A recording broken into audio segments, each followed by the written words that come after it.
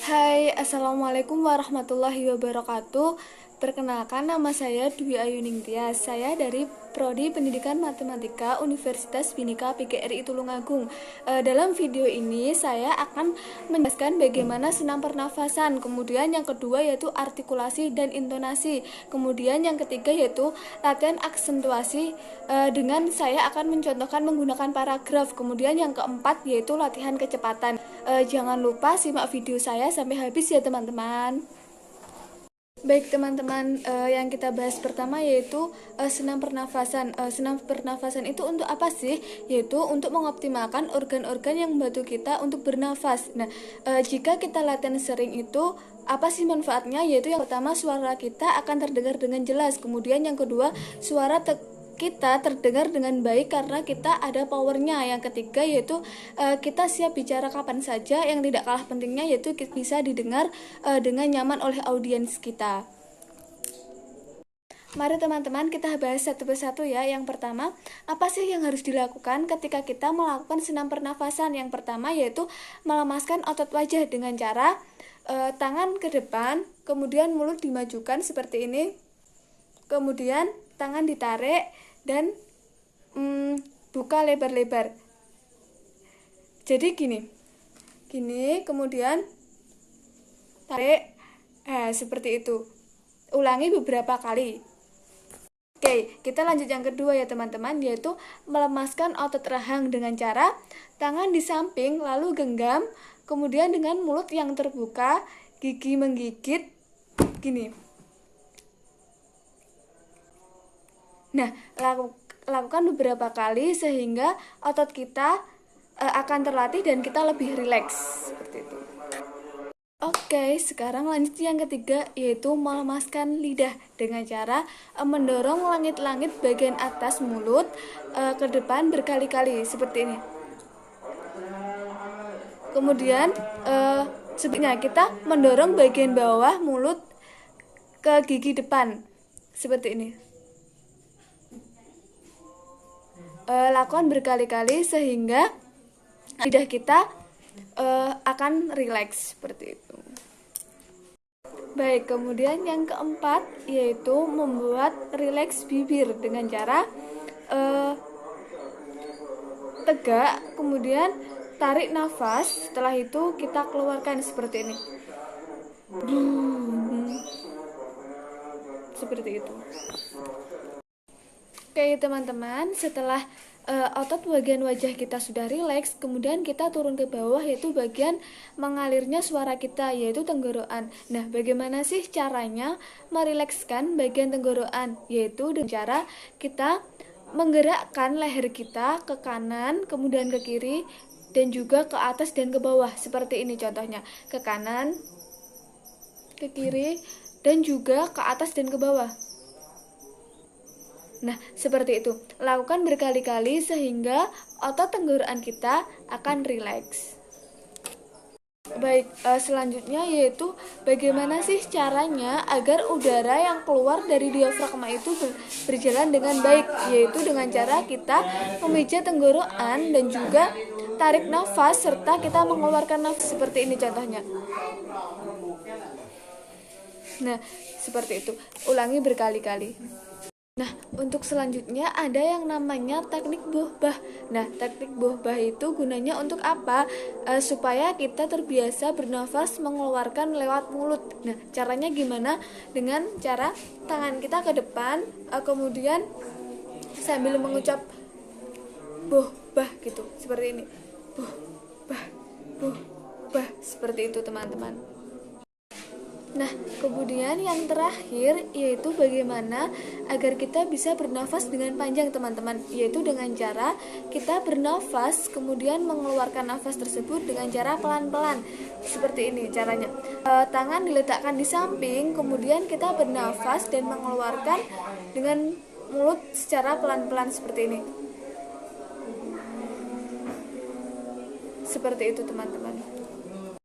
Baik teman-teman, seperti yang saya jelaskan, tips tadi sebaiknya kita lakukan setiap hari di pagi hari. Guna apa? Guna ketika kita nanti menjadi public speaking, jadi suara kita bisa terlatih dan juga kita bisa didengarkan oleh audiens kita secara baik dan kita mempunyai tenaga seperti itu. Nah, teman-teman, untuk bahasan kita yang kedua kali ini yaitu latihan artikulasi dan juga intonasi. Nah, untuk artikulasi dan intonasi itu pasti kita butuhkan ketika kita melakukan public speaking atau ketika kita berbicara di depan umum, teman-teman. Nah, artikulasi itu apa sih? Artikulasi yaitu kejelasan pengucapan, sedangkan intonasi itu adalah nada. Nah, ketika kita teman-teman, dimana ketika kita melakukan public speaking atau berbicara di depan umum, kita tidak menggunakan artikulasi atau intonasi, apa yang terjadi yaitu kita tidak akan diperhatikan oleh audiens dan suara kita tidak jelas seperti itu. Misal seperti ini. Nah, perhatikan ya teman-teman, ini saya contohkan bagaimana ketika kita menjadi public speaking tapi kita tidak menggunakan artikulasi atau intonasi seperti ini. Hadirin yang berbahagia, memasuki acara yang pertama yaitu pembukaan. Marilah kita baca dengan suratul Fatihah. Nah, seperti itu. Kalau seperti itu, ketika audiens mendengar itu pasti tidak akan memperhatikan kita. Karena apa? Karena kita tidak menggunakan intonasi dan artikulasi.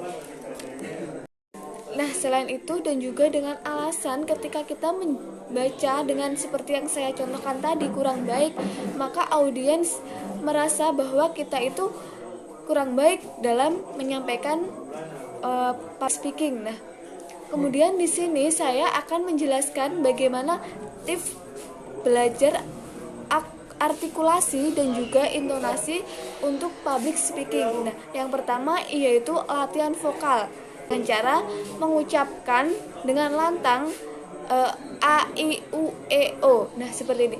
A, i, u, e, o. Seperti itu. Jadi harus dengan jelas. Nah, kemudian yaitu tips yang kedua dengan cara mengucapkan huruf R dan S secara terus-menerus. Nah, seperti R, S. Nah, kemudian yang ketiga yaitu mengucapkan huruf P dan F, di mana huruf tersebut jika diucapkan itu kadang suka terbalik. Jadi kita sering-sering mengucapkan huruf tersebut untuk latihan. Nah, teman-teman, tips yang saya jelaskan tadi itu sebenarnya sangat sederhana ya, tapi di mana tips tersebut sangat berdampak untuk public speaking. Nah, tetapi jangan lupa kita menggunakan tempo, teman-teman, itu yang sangat penting untuk public speaking juga. Nah, di sini saya akan mencontohkan menggunakan sedikit paragraf mengenai artikulasi dan intonasi saat kita menjadi public speaking, teman-teman. Baik teman-teman, selanjutnya simak contoh yang saya berikan sedikit ini ya teman-teman. Gini, hadirin yang berbahagia, memasuki acara yang pertama yaitu marilah kita buka acara ini dengan suratul Fatihah. Al-Fatihah. Nah teman-teman, untuk pembahasan artikulasi dan juga intonasi sudah selesai ya. Untuk sekarang yaitu kita membahas mengenai aksentuasi. Nah, aksentuasi itu apa sih? Aksentuasi yaitu penekanan pada suatu titik dibandingkan titik-titik yang lain. Nah, fungsinya apa sih teman-teman? Fungsinya yaitu menjadi suatu makna yang penting atau frase yang penting yang harus dilakukan oleh audiens. Kemudian dalam bahasa tulis ada 3 cara untuk mengaksentuasi suatu kata, yaitu dengan cara menggarisbawahi kata, menggaris miring kata, atau menebalkan kata. Sedangkan dalam bahasa lisan kita bisa menggunakan Kemudian dalam bahasa lisan kita bisa menggunakan 3 cara, yaitu yang pertama memperlambat kata yang kita katakan, kemudian yang kedua yaitu meninggikan kata atau nada, yang ketiga yaitu merendahkan nada. Kemudian di sini saya akan mencontohkan mengaksentuasi kata dengan suatu paragraf. Paragrafnya tetap yang saya contohkan tadi ya teman-teman. Di sini saya akan mengaksentuasi yaitu pada kata pembukaan. Jadi seperti ini. Memasuki acara yang pertama yaitu pembukaan. Marilah kita buka acara ini dengan suratul Fatihah. Nah, seperti itu. Jadi pada kata pembukaan itu kita tinggikan. Pembukaan seperti itu. Nah, teman-teman, sekarang kita sudah membahas tentang 3 perihal ya. Untuk terakhir ini, yang keempat, kita akan membahas latihan kecepatan atau tempo, teman-teman. Nah, dalam berbicara pasti kita selalu ada kecepatan atau tempo. Kita tidak bisa memungkiri hal tersebut. Nah, di sini saya akan memberi contoh sedikit paragraf yang menggunakan tempo atau kecepatan. Baik teman-teman, di sini saya akan memberikan contoh dengan cara membaca. Nah, disimak ya teman-teman. Di sini saya memberikan contoh menggunakan paragraf seperti ini. Saya tidak tahu apapun tentang Supercamp. Istri saya yang memberikan tiketnya dan saya pergi ke Batu Malang untuk mengikutinya. Saat itu saya baru pulang dari luar kota dan tas saya bahkan sudah disiapkan. Setelah itu saya tanya kepada istri saya, apakah yang akan diajarkan di sana? Istri saya menjawab, saya tidak tahu. Latar belakangnya saya tidak tahu karena tiket sudah diberikan. Terpaksa saya harus mengikutinya. Nah, itu adalah salah satu contoh paragraf yang menggunakan kecepatan yang direkomendasikan atau kecepatan yang standar, teman-teman. Nah, teman-teman, mengenai 4 perihal yang kita bahas yaitu teknik vokal dalam public speaking sudah selesai. Nah, cukup sekian dari saya. Ada kurang lebihnya saya mohon maaf. Wassalamualaikum warahmatullahi wabarakatuh. Semoga bermanfaat. Dadah.